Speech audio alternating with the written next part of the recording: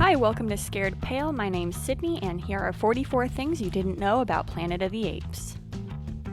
As we know, the makeup from this movie was very innovative and iconic, and the first test was done by Ben Nye with a budget of $5,000. And the results looked pretty, interesting, I guess. Ooh. Number 2, John Chambers, who landed the final job as makeup designer, originally made prosthetics and face restorations for World War II veterans, but he also famously created Spock's ears from Star Trek and did work on the Munsters, among other masterpieces. Number 3, to come up with this groundbreaking makeup look, Chambers had less than 4 months and less than $1 million to construct makeup for 200 people that was still pliable to make realistic facial expressions. I remember Roddy McDowell saying that the trick for acting behind those makeups was to overact with your face, then it would bleed through the makeup. Number 4. Kim Hunter's first time putting on the makeup look for Zira took 5 hours, but the process was eventually streamlined to 3. Figured I'd be going to the costume department, right? No, went to John Chambers' department. And I couldn't believe it, what we had to go through to get all of that on.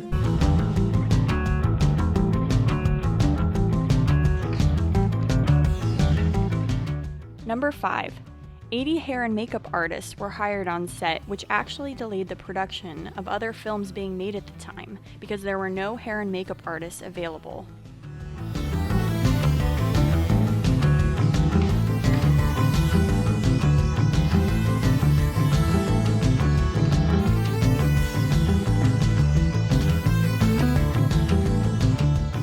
Number 6.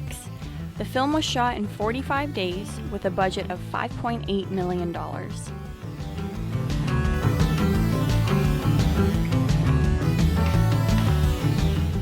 Number 7. The space crash at the beginning of the movie was filmed in Lake Powell, located on the border between Arizona and Utah. Number 8. The field of corn used for the human hunting scene was grown just for the film and had to be grown in 10 weeks' time. Originally, it was required to be 6 feet tall, but it successfully shot up to 8 feet. Number 9. Rubber booties were molded to Charlton Heston's feet so he could run barefoot in rough terrain during the chase scenes. Number 10. In the memorable scene where Charlton Heston says, "Take your stinking paws off me, you damn dirty ape!" He had the flu that day, which actually helped give a sort of raspy quality to his voice. Number 11. The original setting of the story was the apes ruling a more futuristic, technology-based future, but due to budget restrictions, they decided to go with a more primitive environment. No pun intended. Number 12. A phenomenon happened on set where when actors were on break, the gorillas would eat with the gorillas, the orangutans with the orangutans, and the chimps with the chimps. Unintentionally, there became a slight group mentality on set. Number 13. The trial scene in the film actually parallels screenplay writer Michael Wilson's trial when he was blacklisted during the McCarthy era, emulating vulnerability and false condemnation. Number 14. There was an alternate ending where Nova, Taylor's human companion, was pregnant, but they decided to cut that, not wanting to have to follow up with that storyline, leaving the ending more open-ended instead. 15. The famous ending reveal of the Statue of Liberty was actually a superimposed painting. The initial reveal of the statue was a half-scale model built of the top of the crown and of the fire. 16. The film premiered in February 8, 1968, and was nominated for 2 Academy Awards, Jerry Goldsmith for music score and Morton Hack for costume design. A significant special award was given to John Chambers for makeup design, as that category did not exist yet. From all of us to all of you, God bless you and thank you so much. The category became official in 1981 after complaints that the makeup work in The Elephant Man would not be acknowledged. 17. There was no sequel planned for Planet of the Apes, and it was supposed to be a single feature. Number 18. Ape City was filmed at Fox Ranch in Malibu. The set was conveniently still standing when they were tasked with making a sequel, so it helped them save money on set production costs. Number 19. The original plot of the second film in the series, Beneath the Planet of the Apes, was supposed to focus on a half-child, half-ape character, but that was cut, luckily, because that is really weird and uncomfortable and kind of infers bestiality, but we do have this test footage as proof of that weird idea. 20. Beneath the Planet of the Apes is the only film in the franchise that does not feature Roddy McDowall, which is a shame. I mean, look at this guy. Come on. Number 21. Chuck Heston actually did not want to be involved in any of the sequels. So how about if I'm in the sequel, but I get killed in the opening scene, and you pay me whatever you want, and we'll give it to a school or something. As the script developed, he called and said, Chuck, how about if we have you disappear in the first scene, and then you're killed in the last scene? And I said, yeah, I guess. Okay, fine. What the heck? Doomsday. The end of the world. I said, how about if I set off this atom bomb and blow up the whole Earth? And they said, that's very good. I thought, that's the end of the sequels. Green and insignificant planet is now dead. Was anyone else's mind blown the first time they saw that ending? I was just like, whoa, oh my god. 22. Burt Reynolds was up for the lead of Brent for the second film that went to James Franciscus. Number 23. If you look carefully, the background actors, most of them have masks on as opposed to the pliable makeup, and this was to help with budget restrictions, and they definitely do not look very good at all. In the end is power. Naked, merciless force! The role of the guerrilla military leader, General Ursus, was originally offered to Hollywood legend Orson Welles. But when Welles declined, the noted character actor James Gregory stepped in and gave a rousing performance. The only good human is a dead human! To save costs, this scene was actually shot on a set previously used in Fox's Hello, Dolly. Another Hello, Dolly set was also transformed into this chapel, where the mutants pray to a most unusual god. 26. Escape from the Planet of the Apes was commissioned due to the success of the second film, but it was only given a budget of $2.5 million. Because I loathe bananas. Number 27. Roddy McDowall and Kim Hunter were not required to wear their prosthetics in scenes where they only required voice work.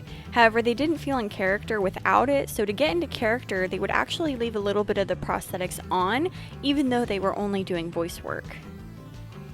28. Escape from Planet of the Apes ends with baby Milo being revealed to have been left at the circus. This is the first time they intentionally knew where the plot was going in anticipation to make another sequel.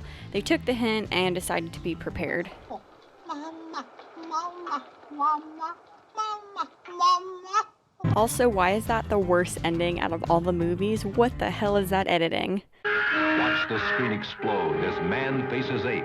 Conquest of the Planet of the Apes was the first of the series to stray from their typical targeting of family-friendly audiences by including violence, moving from a G rating to a PG rating. 30. Some of the violence was cut out of the film due to test screenings when mothers were actually taking their children out of the theater because of the violence. The inevitable day of man's downfall, and that day is upon you now! Number 31. Most of the dystopian city that we see in Conquest for the Planet of the Apes was filmed in Century City, Los Angeles. 32. The humans in the film all wore black, and this was intended to create a sense of cold-like dictatorship over the apes, who are dressed in color. Lousy human bastards! 33. Natalie Trundy stars as Lisa in Conquest of the Planet of the Apes. She also appeared as Albina in Beneath the Planet of the Apes, and Dr. Stephanie Branton in Escape from Planet of the Apes. The only film that she does not make an appearance in is the first original Planet of the Apes. Killed our child. 34. To end the film on a lighter tone, they last minute dubbed the ending of Caesar's speech. Originally, the gorillas went and killed Governor Breck, and it ended with a zoom in on Caesar's face. But that was a little dark, so they ended up changing the tone of the film to the apes having compassion unlike the humans and letting Governor Breck survive. It is God's will that he be dominated with compassion. Number 35. Battle for the Planet of the Apes, the fifth and final installment of the original series. Screenplay was written by husband and wife team John and Joyce Corrington, who also wrote the Charlton Heston hit Omega Man. 36. Each film, the budget was decreased, with the final film only having a budget of $1.8 million compared to the first film that had a budget of $5.8 million. Number 37. The final film of the franchise, they decided to revert from the path of the previous film and lean towards being very family-friendly. Particularly, Caesar's demeanor goes from being hate-driven and vengeful to peaceful, non-violent, and paternal. 38. The Mutant Underground scenes were filmed at the Hyperion LA water treatment plant. 39. This is the first major film role for Paul Williams, who you may know for writing songs such as Like a child who was always poor, reaching out for more. We've only just begun to live. It's the legendary Paul Williams with his hit song, Rainbow Connection.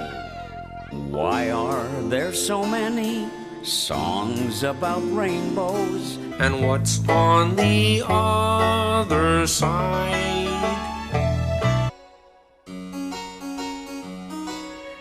40. Director J. Lee Thompson shot with quick cuts and close-ups to make it look like there was more action going on than there actually was due to the limited budgeting. 41. During early production, it was decided that this was going to be the final film of the franchise. 42. The film ends with human and ape children commingling as one. The camera then pans over to an ape statue with a superimposed tear edited in, and it is undecided if this tear is supposed to represent joy because humans and apes have found peace, or if this tear represents sorrow because destiny is still set towards destruction. 43. Preceding Star Wars, this was one of the first films to market a widespread merchandising campaign with over 60 companies licensed to make 300 products each.